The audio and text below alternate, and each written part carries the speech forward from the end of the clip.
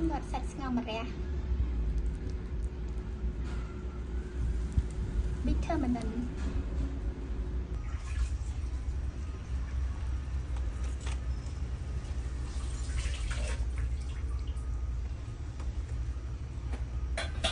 This is our bitter melon with minced pork soup.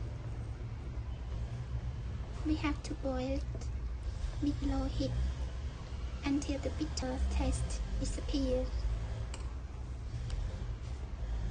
My mom loved this soup so much.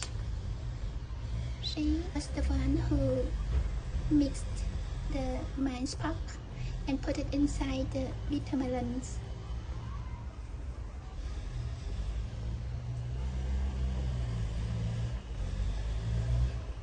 You can see the water, the soup is very clear.